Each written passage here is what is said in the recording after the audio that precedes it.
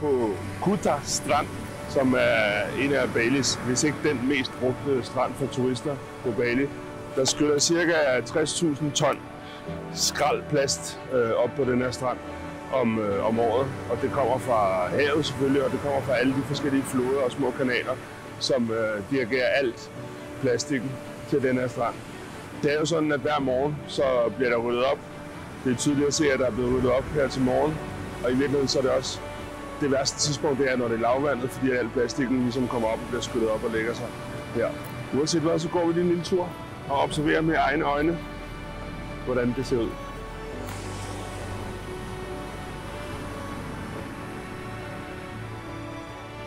En lille brøkdel af alt det, der skyller op hver eneste dag.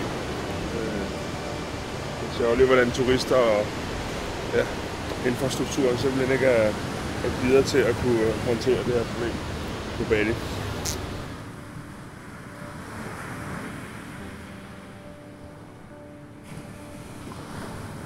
Ja, det der sker nu, det er, at vi har fået lov at komme med på patrulje på Choto Conservation and Education Centers båd, hvor de skal sejle rundt her i bugten og se, om vi kan finde skadede skildpadder, der er fanget i net der flyder.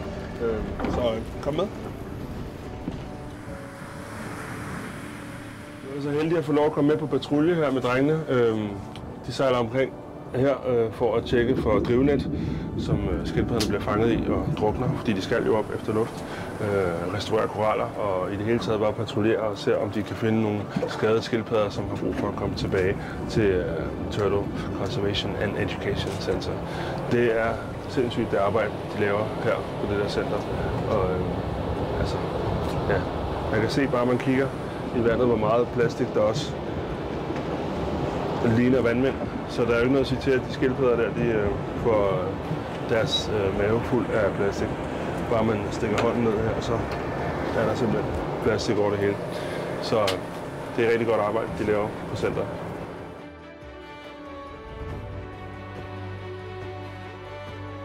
Her er 5 ting, du kan gøre i din dagligdag for ikke at ødelægge rævene.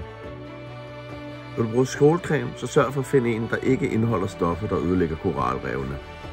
Hvis du er så heldig, at du har mulighed for at dykke eller snorkle i koralrevene, så husk aldrig røre korallerne. Aldrig købe smykker, der er lavet af koraller. Spis kun fisk eller rejer, der er fanget eller opdrættet bæredygtigt. Og når du er i naturen, så efterlad ikke slik, affald, papir og plastik. Det havner direkte i havet. Husk at rydde op efter dig selv. Køb ikke produkter, der indeholder mikroplastik. Husk at genbruge dit tøj. Meget tøj indeholder plastik. Og når du er færdig med det, så smid det ud som tekstilaffald.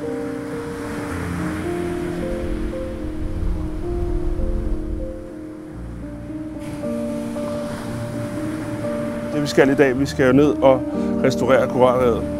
Og sådan som de typisk gør det, så laver de sådan nogle her mindre stykker, også helt ned til det her, som de så sætter på hver stykke her med 10 cm mellemrum. Og det er noget, som vi collecter fra The Healthy Reef dernede. Det er vildt spændende at kunne komme ned. Jeg har også virkelig meget behov for at virkelig komme tilbage og se det arbejde, vi har lavet. Fordi jeg kan forstå på nogle af dem, der har været her tidligere, at der er stor forskel. Og det her, det er en af the groundstones til, at det her restaurering af det her koralrev, det kan lykkes. Men det er umiddelbart ret simpelt. Det her bankes ned. De her sættes på med så meget kontakt til den hårde surface som muligt, sådan så at de kan leve og ligesom på en eller anden måde overtage det her gitter her. Så det er det, vi skal i dag. Vi skal dybt ned, og så tror jeg skal holde godt fast i den her, for der var ret meget strøm i går. Så det bliver spændende. Let's go!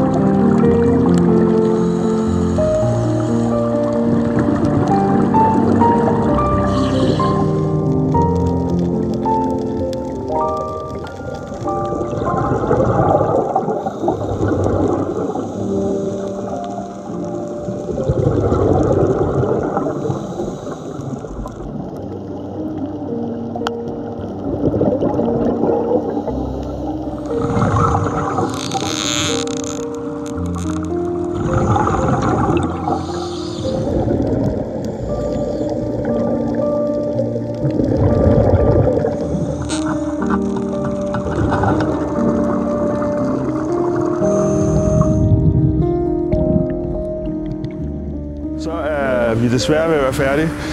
På mange måder trist, men hold kæft en oplevelse det har været at dykke rundt her på Nusa Lembongan. I dag på Nusa Penida, som også har været helt fantastisk. For at opsummere, så tror jeg, at det vigtigste, jeg vil sige, det er, at vi skal passe bedre på vores koralrev, på vores moder jord, på alt det, som vi tager for givet her i verden.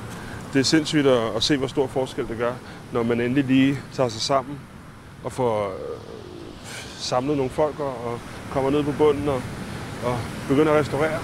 Det er en kæmpe forskel, man kan se tydeligt, når man kommer ned og dykker. Det har været en kæmpe stor fornøjelse, kæmpe big up til Gate to Nature for at have det her samarbejde sammen med mig. Ja, snart 10 år efterhånden.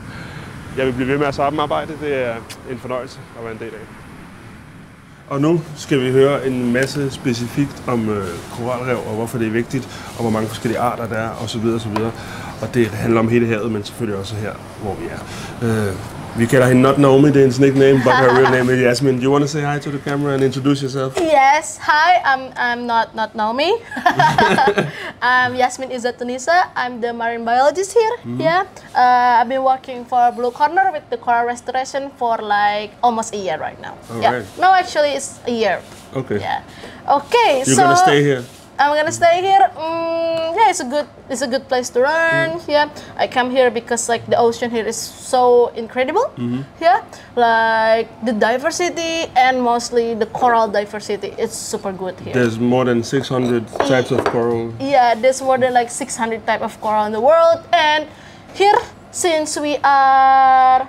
So if you know about coral triangle, yeah, coral triangle, it's the most diversity, like the highest diversity of coral in the world. And this is here? Yes, and this is like, this is the area, yeah. And we are on Nusa Lembongan now, yeah. So Nusa Lembongan is just in the bottom of the coral triangle. So the best place to the best place to see the corals, because here you can find almost like 80%, 90% of coral species. You can find it here. Okay. So it's super high, the diversity. Yeah. Wow. Yeah. Wow. It's like, that's why they make the coral also sort of pretty and beautiful. Maybe you already seen it also. Yeah, we were diving today. What was the name of the coral we were planting? We were restoring? So there's many type of coral. Yeah. We do mostly the coral that we plant is Acropora. Okay. It's the name of the genus of the coral. Yeah. Because like we do coral restoration, we want to restore what once was there. Yeah, for the coral. And before we already did the assessment, mostly almost 70% coral that is Acropora. Okay. And also Acropora is one of the most fastest growing coral. Okay. So it's good. And the other corals, do they come and join the same place when the Acropora is yes. up? So the Acropora is one of the fastest growing coral, yeah. So the Acropora will grow and it's like help to settle the area, the rubble movement. The area is good. Also make it better for other coral to attach again, yeah. So once it's settled more, yeah, the condition is better.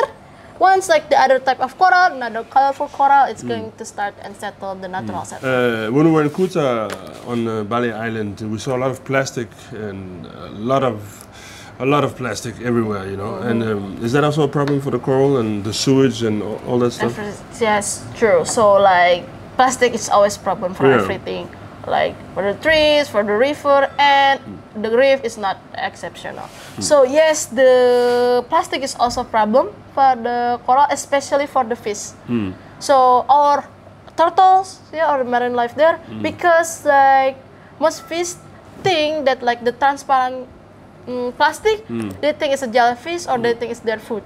So the turtle, it's the plastic here. Also the fish, it's the plastic. So it's like it can like really hurt them. Yeah, okay. And also like this plastic or like this stress, maybe they have like a different size. Yeah, the big size they can entangle between the coral. So especially here, the current during the rainy season. Usually the trash come here, like because of the rinse off from the mountain, from the island. Like during rainy season, trash is like together in the ocean, and sometimes they like to stuck between the coral and that this plastic, stop the stress, breathing. and also it's cover like coral needs sunlight to grow. They like if they like cover like this, they can die. So it's stuck in the coral and it damage the coral underneath. especially with the card, it's gonna like damage this. Yeah. So no more plastic, no more touching the coral reef. Behave nice, be a nice guy, and if the volcano blows, run for your life. Kunne du tænke dig at komme i studiet sammen med mig og en af mine smukke, dygtige producers? Jamen, så skal du tilmelde dig her, dig selv eller hele din klasse. I skal skrive nogle vers. Det bliver bomben, det bliver powerful. Musik for havet. Følg linket og meld jer til. Ja, det bliver bomben.